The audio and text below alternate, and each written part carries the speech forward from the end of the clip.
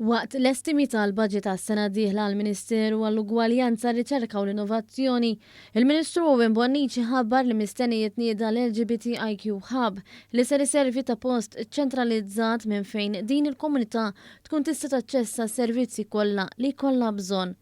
U jħabbar dan il-ħab il-Ministru Bonnici jagħmel referenza għal diversi problemi li għadha tħabbat wiċċa magħhom din il-komunità. Kellna inċidenti ta' omofobija fi stabbilimenti ta' divertiment u ristoranti, u għet insemmi dawn bħala eżempji għax kien hemm oħrajn, li però juru li bħala pajjiż għatfadal ħafna xisir biex nibnu monumenti ieħor ta' ugwaljanza. Il-Ministru refera wkoll għal żewġ abbozzi ta' liġi li ser isaħħu l-ugwaljanza fil-prattika u ser joffru rimedju għal dawk is-sitwazzjoni fejn l-ugwaljanza tingħata l-ġenb. Matul din is-seduta ta' semmu wkoll id-Deputat Laburista Oliver Scicluna li saħaq fuq l-ugwaljanza anke fost il-persuni b'diżabilità. Ħafna mill-affarijiet li nitkellmu fis-settur tad-diżabilità iduru dawra madwar l-ugwaljanza jew n-nuqqas tagħha.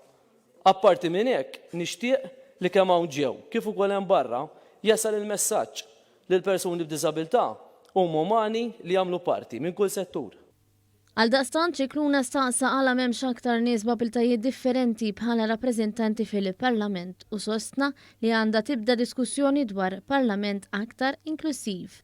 Dan fil-waqt li l-membru parlamentari Laburista Rosjen Kutajjar għamlet aċċenna l-prinċipju tal-ekwità fl-edukazzjoni biex wieħed jingħata l-għodot kollha bilan li jkollu l-opportunità jirnexxi b'mod ugwali. Jekk nemmnu fl-ugwaljanza, irridu naħdmu għal iżjed ekwità. Irridu ninvestu iżjed fit-taħriġ u fir-riżorsi fl-iskejjel tagħna u mhux nippretendu l-teachers jagħmlu il-mirakli.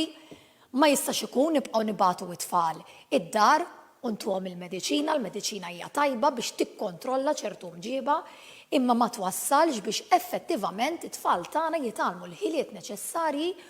Il-Ministru Bonnici tkellem ukoll dwar il-qasam ta' riċerka u l-innovazzjoni fejn hawnhekk ħabbar li fil-Fond ta' Riċerka tal-Unjoni Ewropea Malta klassifikat fid-9 post mill-Istati membri. Nitfisser li ċerkaturi Maltin qegħdin jassorbu sew l-għajnuna finanzjarja mogħtija lilhom.